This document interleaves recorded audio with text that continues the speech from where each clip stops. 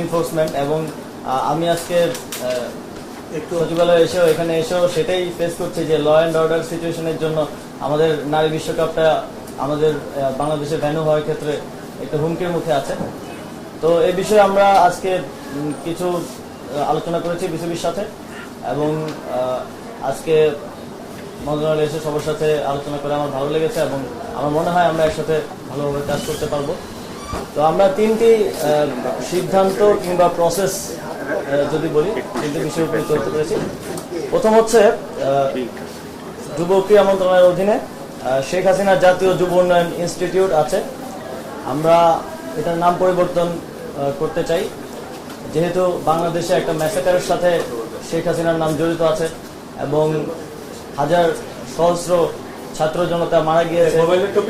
আমরা মনে করি তিনি এর সাথে সরাসরি যুক্ত এবং সেই জায়গা থেকে এটা শুধু আমাদের মন্ত্রণালয়ে না, প্রত্যেকটি স্থানে এটা করা হবে। তো শেখ হাসিনা জাতীয় যুব উন্নয়ন ইনস্টিটিউটের নামটা আমরা পরিবর্তন করে বাংলাদেশ জাতীয় যুব উন্নয়ন ইনস্টিটিউট করছি এবং এই বিষয়ে প্রসেস চলমান থাকবে এবং দ্রুতই এটা কমপ্লিট হবে। আর নারী টি-20 বিশ্বকাপের বিষয়ে আমরা বিসিবির সাথে কথা বলেছি। যেই ইস্যুগুলো হচ্ছে তার মধ্যে সবচেয়ে গুরুত্বপূর্ণ হচ্ছে সিকিউরিটি এনশিওর করার ব্যাপারে স্টেট লেভেল থেকে কিছু কাজ করার ব্যাপার আছে। আমি আজকেই যমুনাতে গিয়ে ইউনুস স্যারের সাথে এই বিষয়ে বিস্তারিত কথা বলবো এবং তিনি একজন ক্রীড়াপ্রেমী মানুষ, তিনি অবশ্যই এটিতে আমাদেরকে সহযোগিতা করবেন এবং স্টেট লেভেল থেকে সিকিউরিটিটা আমরা এনশিওর করব। আমরা ইউএন এর সাথেও কথা বলবো যাতে তারা সাজেস্ট করে কিছু দেশের ট্রাভেল রেস্ট্রিকশনস আছে সেগুলো যাতে সমাধান করা যায়। আর অবকাঠামোগত কিছু উন্নয়নের ব্যাপার আছে, সেগুলো মাননীয় সচিব আমাকে নিশ্চিত করেছেন যে কমপ্লিট করা হয়ে যাবে এর মধ্যেই। এবং বিসিবির বিষয়ে, যেহেতু বিসিবি একটি অটোনমাস ফেডারেশন, তো সিদ্ধান্ত তো আমরা দিতে পারবো না, আমরা বিসিবি থেকে সাজেশন নিতে পারবো, তাদেরকে সাজেশন দিতে পারবো। সো বিসিবির সভাপতি অনুপস্থিত আছেন। অবশ্যই একটা ফেডারেশনকে ওয়ার্ক করতে হইলে তার সবগুলো অর্গান ঠিকভাবে ভালোভাবে কাজ করতে হয়। সভাপতির মতো গুরুত্বপূর্ণ দায়িত্বে যিনি আছেন তিনি অনুপস্থিত আছেন, কিন্তু বিসিবি যেহেতু একটা অটোনমাস ফেডারেশন আইসিসির অধীনে, এই বিষয়ে আমরা সিদ্ধান্ত নিতে পারবো না। আমরা সাজেস্ট করেছি যারা বিসিবির ডাইরেক্টরস আছেন তারা এই বিষয়ে লিগালি কিভাবে আইসিসির লিগাল ফ্রেমওয়ার্কের মধ্য থেকে কিভাবে এই বিষয়টি সমাধান করা যায় এবং অন্তর্বর্তীকালীন সময়ের জন্য কাউকে নিয়োগ করা যায় কিনা সে বিষয়ে তারা আমাদেরকে পরবর্তীতে রিপোর্ট করবেন এবং এ বিষয়ে আমরা প্রসিজারটা চালু রাখবো। তো এই তিনটি সিদ্ধান্ত কিংবা প্রসেস যাই বলেন আজকে আমরা উপনীত হতে পেরেছি এবং সামনে আরো আজকে আমি সময় দিতে পারছি না, কারণ আমাদের আপনারা জানেন প্রধান বিচারপতির শপথ গ্রহণ অনুষ্ঠান আছে। তো আমরা আরো বিস্তারিত কথা বলবো, আমি আবার এসে হয়তো আরো বিস্তারিত কিছু বিষয়ে সিদ্ধান্ত আমরা নিতে পারবো। আপনাদের কোনো প্রশ্ন থাকলে বাংলাদেশ ক্রিকেট বোর্ডের কথা বললেন যে বাংলাদেশ ক্রিকেট বোর্ড আপনার বডি বা আইসিসি ডিসিশনের একটা বিষয় আছে। বাংলাদেশ ফুটবল ফেডারেশনের সেম জিনিস আছে, বাংলাদেশ ফুটবল ফেডারেশন আপনার দলীয় কর্মী বা সভাপতি ঘোষণা করা আছে। অন্যান্য ক্রীড়া ফেডারেশন কিন্তু আপনার দলীয় নেতা কর্মী বা আওয়ামী লীগ অনেকেই ভালো ভালো বড় বড় পোস্টে আছে। ওইসব ফেডারেশন বা ক্রীড়া সংস্থার প্রতি কিন্তু আপনার এই ধরনের কোনো নিষেধাজ্ঞার কোনো বিষয় নেই, সেগুলোর ব্যাপারে কি ধরনের পদক্ষেপ নেওয়া যেতে পারে? আসলে আজকে সময় স্বল্পতার কারণে এবং নারী টি-20 বিশ্বকাপের কারণে বিসিবির সাথে আমরা আলোচনা করার সময় বা সুযোগ পেয়েছি। বাকি ফেডারেশনগুলোর সাথে আমরা পর্যায়ক্রমে আলোচনার ভিত্তিতে এই বিষয়গুলোতে তাদেরকে সাজেশন দেওয়ার থাকলে সাজেশন দেবো এবং অবশ্যই লিগেল ফ্রেমওয়ার্কের ভিত্তিতে কাজগুলো করতে হবে। যেহেতু অটোনমাস প্রত্যেকটা বডি, আমাদেরকে প্রসেস ফলো করতে হবে। যে কোনো পরিবর্তনের ক্ষেত্রে পরিবর্তন আমরা অবশ্যই করার জন্য তাদেরকে সাজেস্ট করবো, কিন্তু প্রসেসটা ফলো করাটা জরুরি। যতটুকু জানি আপনি ক্রীড়াপ্রেমী একজন মানুষ, শুনেছি স্পোর্টস সম্পর্কে ভালো খোঁজ রাখেন। জানতে চাই যে বাংলাদেশের স্পোর্টসে যেহেতু আপনি একটা দায়িত্বে আছেন, স্পোর্টসের বাজেট কিরকম, কোন থাকে সেটার ব্যাপারে কি কোনো ধারণা আগে ছিল না বা এখন পেয়েছেন? আসলে স্যার আজকে আসছেন, আমরা কার্যক্রম সম্পর্কে বলেছি, স্যারকে বাজেট সম্পর্কে আমরা বিস্তারিত ধারণা দিব।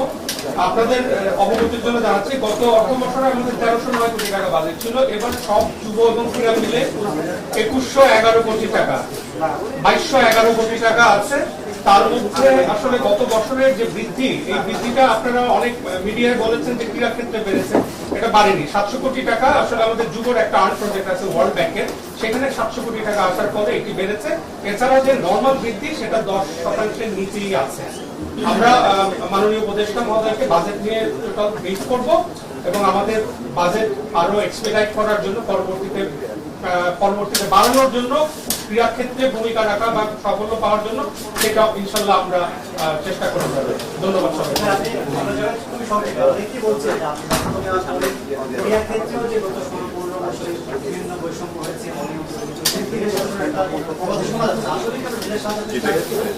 আমরা পুরো দেশকে ঢেলে সাজাতে চাই এবং সেটা আমরা আসলে ব্যক্তির জায়গা থেকে নয় যে একজন ব্যক্তিকে আমি পরিবর্তন করে দিলাম আর হয়ে গেল। আমরা সিস্টেমটাকে ঢেলে সাজাতে চাই। আমরা এমন একটা সিস্টেম করে দিয়ে যেতে চাই এই অন্তর্বর্তীকালীন সরকারের অধীনে, যাতে করে যে ব্যক্তি আসুক সে ওই সিস্টেম ফলো করার মাধ্যমে এই যে দুর্নীতির কথা বলছেন কিংবা অনিয়মের কথা বলছেন সেগুলো যেন আর কখনোই ফিরে না আসতে পারে।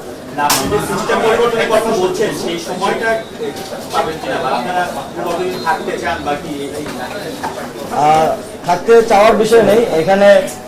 বাংলাদেশের জনগণ একটি স্বতঃস্ফূর্ত গণ অভ্যুত্থানের ভিত্তিতে এবং একটি রিফরমেশনের দাবিতে যে গণ অভ্যুত্থান হয়েছে তার ভিত্তিতেই আমাদেরকে দায়িত্ব দিয়েছে। আমরা সেই দায়িত্ব পালন করব।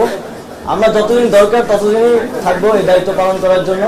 আমাদের যারা আছেন আমাদের অন্তর্বর্তীকালীন সরকারে কারোরই আসলে ক্ষমতা ধরে রাখার বা ক্ষমতায় থাকার অভিলাষটা নেই। আপনারা দেখতে পারেন সেখানে শিক্ষক আছেন, মানবাধিকার কর্মী আছেন, আমরা ছাত্ররা আছি।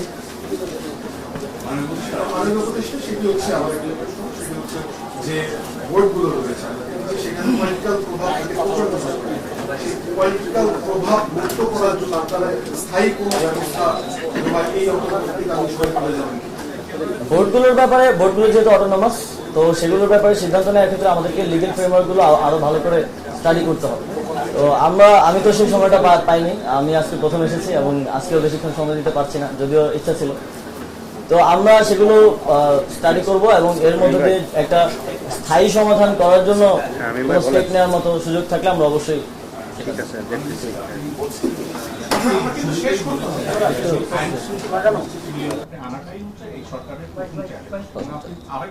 আরেকবার বলেছেন যে কোনো ব্যক্তি পরিবর্তন নয়, কিন্তু যদি তাই হয় তাহলে আমরা দেখতে পাচ্ছি যে সম্প্রতি ঢাকা শহরের বেশ কয়েকটি কলেজ এবং শিক্ষা প্রতিষ্ঠানের প্রিন্সিপালদের কাছ থেকে, হেডমাস্টারদের কাছ থেকে জোরপূর্বক রিজাইন লেটার লিখে নিয়ে নতুন বিকল্প আরেকজনকে বসানো হচ্ছে। আসলে এই কর্মকাণ্ডে আপনাদের সায় আছে কিনা? যদি না থাকে, আপনি বলেছেন যে আপনি টিবের সঙ্গে কথা বলবেন, আপনি টিবের সঙ্গে কথা বলবেন, এটি শিক্ষা মন্ত্রণালয়ের আওতাভুক্ত। সেহেতু আমি আপনার নলেজে দিলাম এই কারণে যেন আপনি যেন সেই বিষয়টি ওনার কান পর্যন্ত নেন যে এই ঘটনাগুলো ঘটছে, সম্প্রতি ঢাকা সিটি কলেজে এই ঘটনাটি ঘটেছে। দেখুন, এই বিষয়গুলোতে যারা অপরাধী ছিলেন বিভিন্ন বিশ্ববিদ্যালয়ের কিংবা কলেজের দায়িত্বশীল যাদের দায় আছে অনেকগুলো ঘটনায় আন্দোলন চলমান সময়, তো সেই জন্য ক্ষোভের জায়গা থেকে অনেকে হয়তো করছেন, আবার অনেকে হয়তো কোনো স্বার্থের জায়গা থেকেও হয়তো করছেন। আমরা সবার প্রতি আমাদের সাজেশন থাকবে অবশ্যই আইনগতভাবে যাতে সেটা করা হয় এবং প্রসেস ফলো করা হয়। আমাদেরকে অবশ্যই প্রসেস ফলো করতে হবে। যদি প্রসেস ফলো না করা হয় তাহলে এটা একটা কেওস সিচুয়েশনের দিকে চলে যাবে। আমি আজকের জন্য শেষ করতে চাই। ধন্যবাদ সকলকে।